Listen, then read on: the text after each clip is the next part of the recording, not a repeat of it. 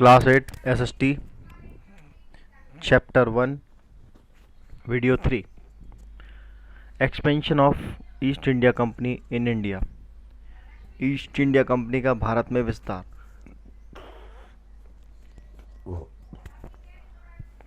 The East India Company started trading in India but failed to establish business center or colony in India.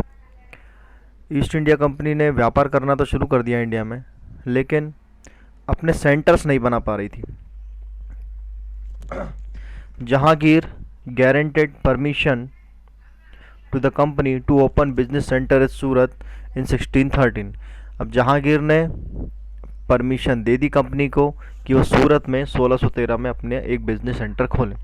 Sir Thomas Roy was sent as an envoy of King James I to India to meet Mughal emperor for trading purpose. अब Thomas Roy king James के द्वारा भेजे गए ताकि वो मुगल शासक से मिल सके. किस लिए? व्यापारिक संबंधों के लिए. Sir Thomas Roy spent his time in Mughal court between 1615 to 1619. अब वो 1615 से लेकर 1619 के बीच मतलब लगभग 4 साल थॉमस ने मुगल कोर्ट में अपना समय बिताया.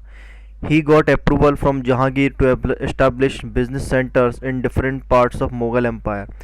अब उन्होंने जहांगीर से एक समझौता कर लिया कि वो मुग़ल एम्पायर के, मुग़ल साम्राज्य के भिन्न भिन्न पार्ट्स में या भिन्न भिन्न जगह पर अपने बिजनेस सेंटर खोले.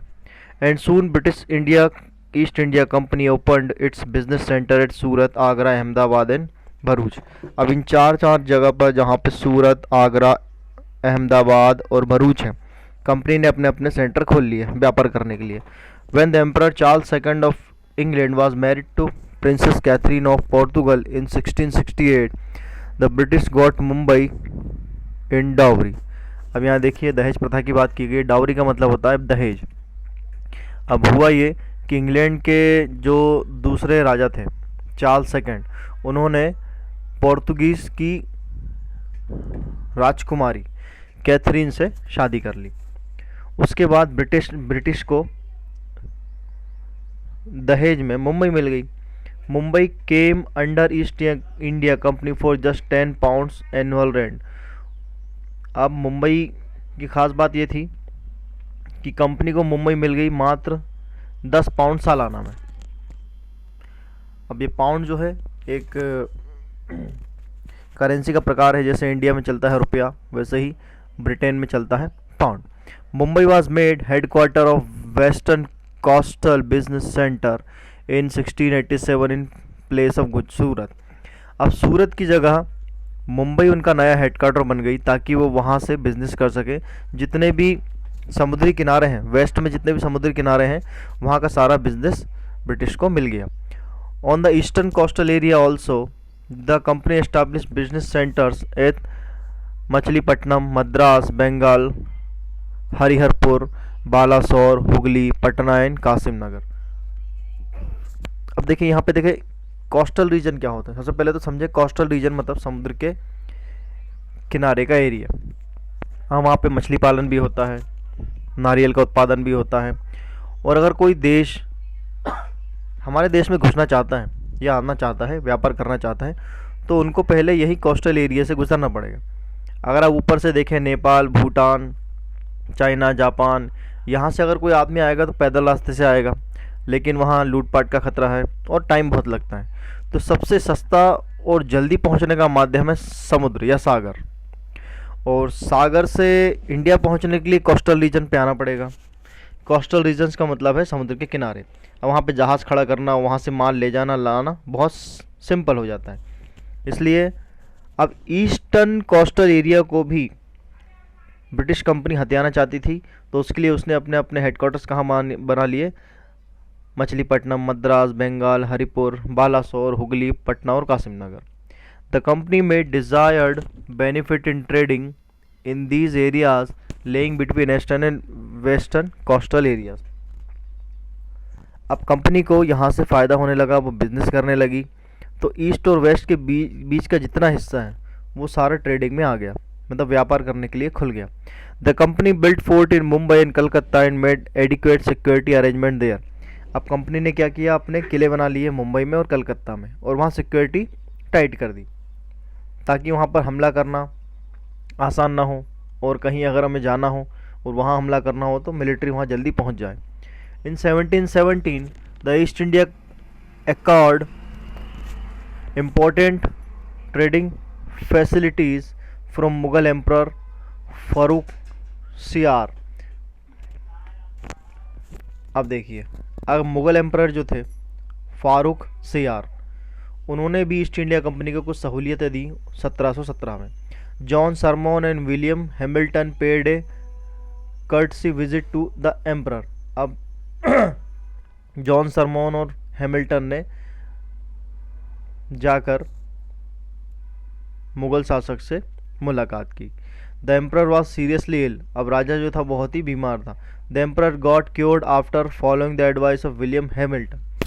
अब हुआ ये कि विलियम हैमिल्टन ने उनको थोड़ी हिदायतें दी और उसके बाद वो ठीक हो गए। An elated emperor issued 3 decrees providing a lot of facility to the company.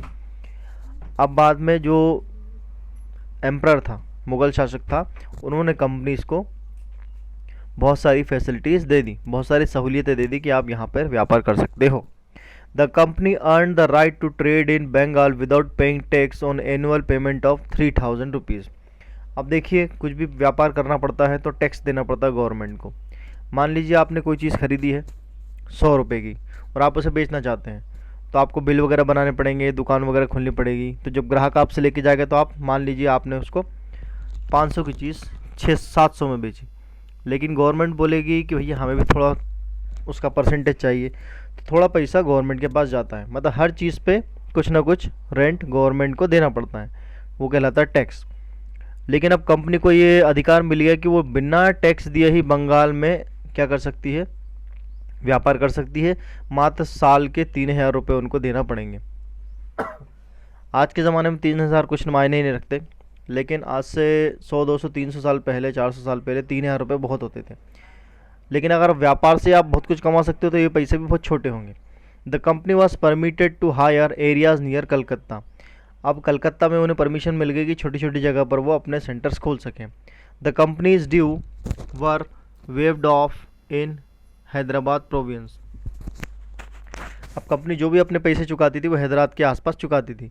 The coins minted by the company in Mumbai were in circulation in entire Mughal empire.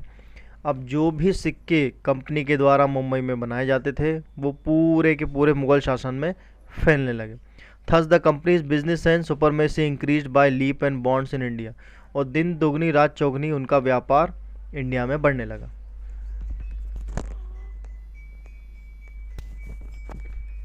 Anglo French rivalry and Carnatic war. अब यहाँ पे Anglo का मतलब British, French का मतलब France की army, rivalry मतलब दुश्मनी, और कार्नेटिक वार मतलब एक युद्ध का नाम। एंग्लो फ्रेंच ट्रेडिंग राइवलरीज सून टर्न इनटू वार। अब जो व्यापार के जो झगड़े थे एंग्लो फ्रेंच के, वो अब जंग में बदल गए। It is important to know about the resources and powers of both before studying the wars that ensured between the two. अब दोनों की लड़ाइयों के बीच में या उससे पहले हम दोनों की पावर्स के बारे में समझ लें। दो व्यक्ति आपस में कब टकराते हैं, जब दोनों बराबरी के होते हैं। तो उनके साधन क्या थे, उनकी पावर्स क्या थी। British East India Company was a private organisation whereas French company was under the control of the French government. अब देखें यहाँ पे ब्रिटिश ईस्ट इंडिया कंपनी जो थी वो एक प्राइवेट ऑर्गेनाइजेशन थी, मतलब कि वो फ्रीली अपने हिसाब से काम कर सकती थी। लेकिन जो फ्रेंच कंपनी थी वो फ्रांस की गवर्नमेंट के अंडर थी। East India Company was free to take decision regarding its power and business. अब देख, ईस्ट इंडिया कंपनी प्राइवेट थी तो वो अपने डिसीजन खुद ले सकती थी, तुरंत के तुरंत वो डिसीजन ले सकती थी। Where the French company had to seek permission for all matters from the French government. लेकिन अगर छोटी से छोटी परमिशन के लिए भी फ्रेंच कंपनी को गवर्नमेंट से बात करनी पड़ती थी। The officers and employees of the British company worked hard with devotion. यहाँ पर ब्रिटिश कंपनी के लोग जो थे, जो यहाँ पर एम्प्लॉयज़ थे या ऑफिसर्स थे ब्रिटिश के, वह दिल से यहाँ काम करते थे, but this was not the case with the French company. लेकिन फ्रेंच कंपनी एक गवर्नमेंट कंपनी होने के साथ ही लापरवाह थी। The British East India companies dominance over the area was also wide. और दूसरा, ब्रिटिश कंपनी जहाँ पर राज करती थी, व्यापार करती थी, वो एरिया बहुत बड़ा था। French company had only a important trading centre in Pondicherry whereas, अब देखिए फ्रेंच कंपनी के जो ट्रेड सेंटर थे केवल पौंडीचेरी में थे, whereas British company had several important trading centre. लेकिन ब्रिटिश कंपनी के बहुत सारे ट्रेडिंग सेंटर्स थे। Under this condition British East India Company and the French company were in expanding both their influence and trade. अब दोनों ही कंपनियां एक दूसरे का वर्चस्व आगे बढ़ाना चाहती थी। वो चाहती थी कि हम आगे बढ़े या हम आगे बढ़ें। Both mainly concentrated on western and eastern part. अब दोनों ने ही इंडिया के वेस्ट पार्ट और ईस्टर्न पार्ट पे ध्यान देना शुरू किया। Both had similar ends and consequently their rivalry finally ended in war. अब दोनों ही एक ही जगह पर व्यापार करना चाहते थे। इससे क्या हुआ, दोनों में वार की संभावना बढ़ गई। The Carnatic war and there result. अब उस वार का नाम था कार्नेटिक वार या कार्नेटिक युद्ध, और उसका असर क्या हुआ, उसका रिजल्ट क्या मिला। The British East India Company and French company were making effort to gain benefits and expand their political influence. अब दोनों ही कंपनियां, ब्रिटिश ईस्ट इंडिया कंपनी और फ्रेंच कंपनी, दोनों ही क्या चाहती थी कि वो व्यापार करें या फिर अपना पॉलिटिकल इन्फ्लुएंस बढ़ाएं। पॉलिटिकल इन्फ्लुएंस मतलब कि सरकारी या फिर राजनीतिक प्रभाव। Both tried to suppress each other by purchasing Indian goods at the lowest price. अब दोनों ही क्या करती थी, एक दूसरे को नीचे दिखाने के लिए, दबाने के लिए सस्ते से सस्ते दामों में चीज़ें खरीदना चाहती थी। Both wanted to have control over the market, और दोनों ही मार्केट पर कब्जा करना चाहती थी। And to gain more facilities and more markets they began to interfere in the internal affairs of Indian states. अब देखिए वो दोनों ही चाहते थे कि ज़्यादा से ज़्यादा फैसिलिटी और ज़्यादा से ज़्यादा मार्केट दोनों को मिल जाए और उनका अधिकार इंडियन स्टेट्स पे ज़्यादा हो जाए। पहले मालूम था कि इंडिया में छोटे छोटे स्टेट्स हैं, इंडिया खुद एक बड़ा देश नहीं था, छोटे छोटे राज्यों से मिलके बना था, और जितना हम राज्यों में इंटरफेयर करेंगे उतना ही हमारा मार्केट अच्छा होगा। Both dreamed of holding political powers in their hands for control over the market. और मार्केट को कंट्रोल करने के लिए उन्होंने कहा कि पॉलिटिकल पावर होना जरूरी है। The headquarter of French company was in Pondicherry on the south east coast. अब साउथ ईस्ट कोस्ट मतलब कि समुद्री तट, पौंडीचेरी में ही केवल फ्रेंच कंपनी का हेडक्वार्टर था। While British company's main centre was Fort Saint George Madras which was not very far from Pondicherry. अब यहाँ पे पौंडीचेरी में ईस्ट इंडिया कंपनी का एक किला था, उसको बोलते हैं Saint George. Both companies were ambitious and constant skirmishes took place to throw each other out of the India. अब दोनों ही चाहती थी कंपनियां कि एक दूसरे को इंडिया के मार्केट से बाहर फेंक दें। 3 wars known as Carnatic Wars in the Indian history were fought between the two companies। इन दोनों कंपनीज के बीच में 3 लड़ाइयाँ लड़ी गई जिनको कार्नेटिक वार के नाम से जाना जाता है। फर्स्ट कार्नेटिक वार 1746 से लेकर 1748 के बीच 2 साल तक। Carnatic once under the control of Mughal Empire had become independent। Carnatic एक जगह है जो आज़ाद हो चुका था मुगलों के राज्य से। Arcot situated between Chennai and Pondicherry was the capital town of Carnatic. अब कार्नेटिक का जो कैपिटल था, राजधानी थी, वो थी Arcot. French and English were on opposite sides in 1744 war of Austrian succession in Europe.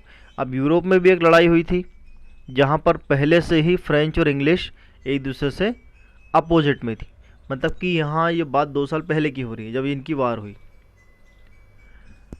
Europe में। The war had telling effect on India too, और उस जंग का असर भारत पे भी पड़ा।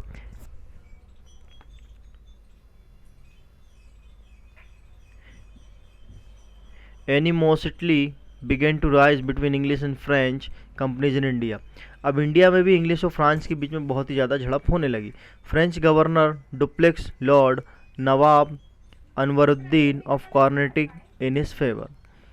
अब जो नवाब था अनवरुद्दीन वो किसके साथ था? फ्रेंच गवर्नर के साथ था। The French force to control over the British force in Madras. अब फ्रेंच ने क्या कर दिया?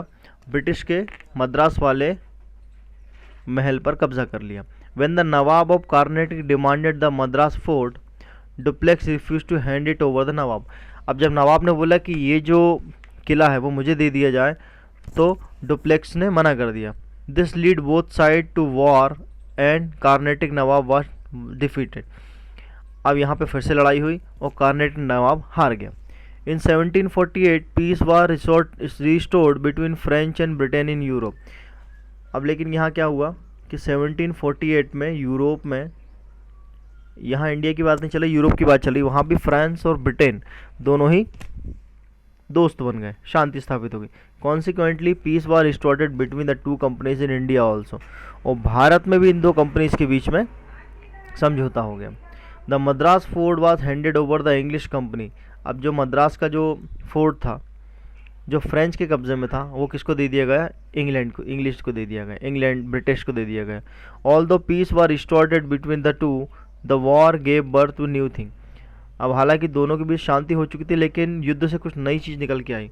With the defeat of Carnatic war, supremacy of European system of war was establish. अब यहाँ पे हुआ क्या कि नवाब जो है कार्नेटिक वॉर में हार गए थे।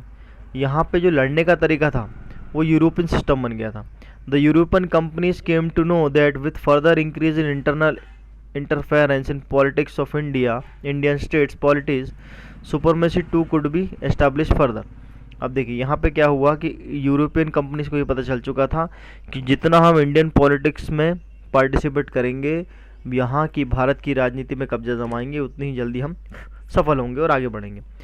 This war also sharpened mutual rivalries and ill will between the two companies. इस वार के बाद, इस लड़ाई के बाद दोनों की जो आपस की लड़ाई थी वो और गहरी होती गई। उनको अब ये पता चल चुका था कि जो भी इंडियन गवर्नमेंट, इंडियन पॉलिटिक्स, भारतीय राजनीति पे कब्जा कर लेगा वो हिंदुस्तान पे राज करेगा। The second Carnatic war 1748 to 1754.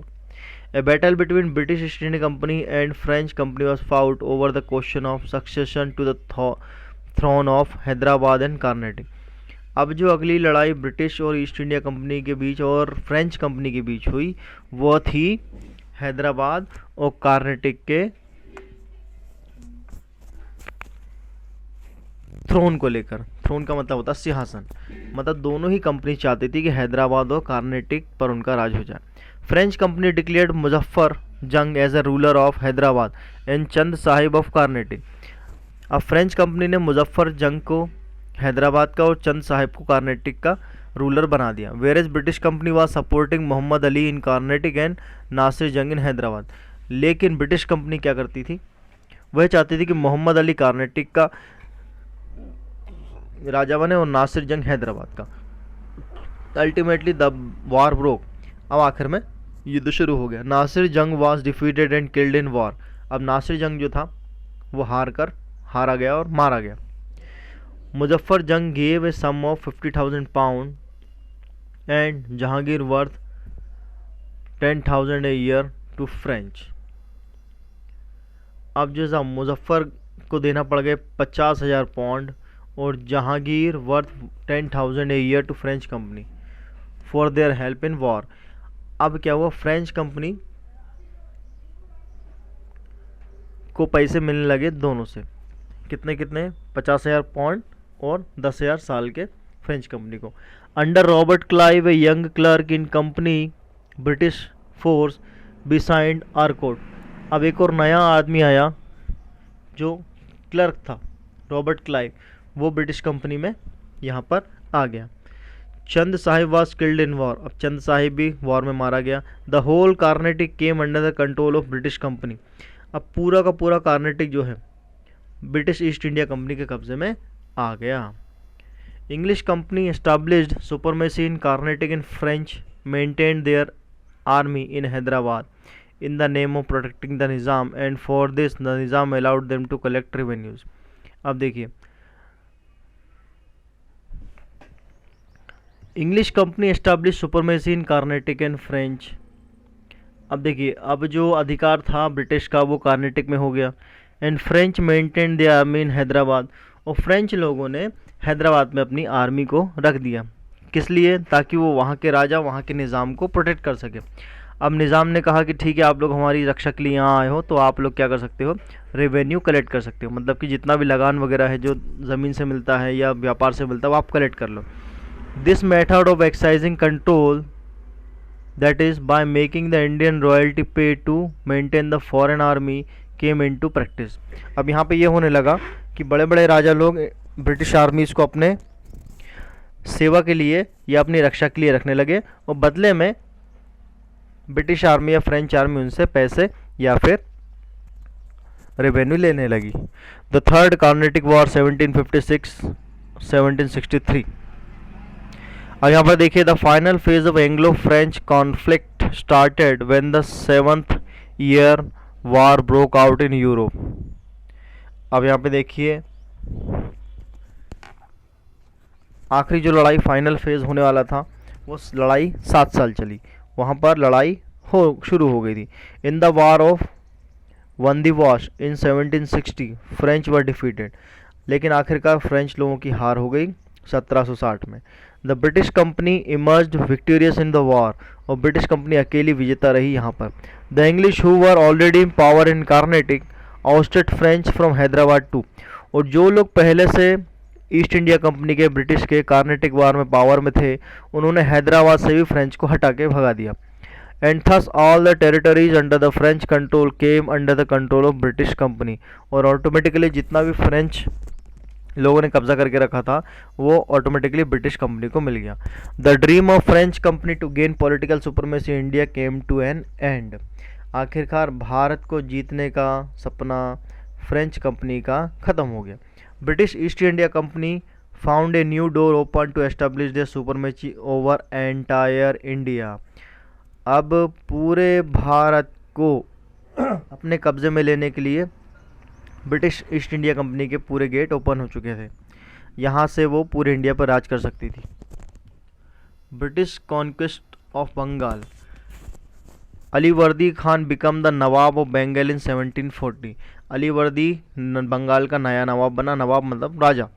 He was able and diplomatic ruler, वह बहुत ही काबिल और डिप्लोमेटिक रूलर मतलब राजा था। He dislike the activities of English, उसे इंग्लिश लोग पसंद नहीं थे, उनके काम पसंद नहीं थे। He was against the besieging of Calcutta by British, और वो ये चाहता था, उसको ये भी पसंद नहीं था कि ब्रिटिश कोलकाता में रहें।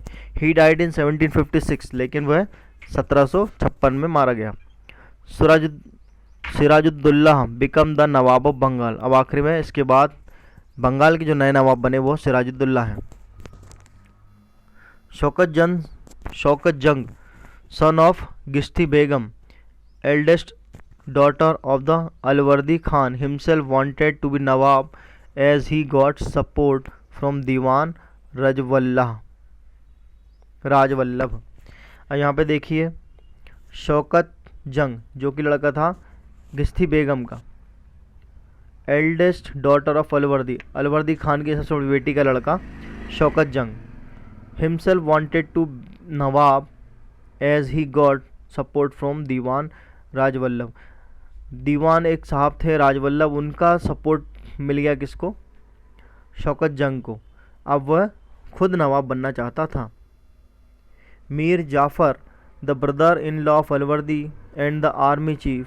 अब मीर जाफ़र जो अलवर्दी का कौन था? ब्रदर इन लॉ मतलब साला।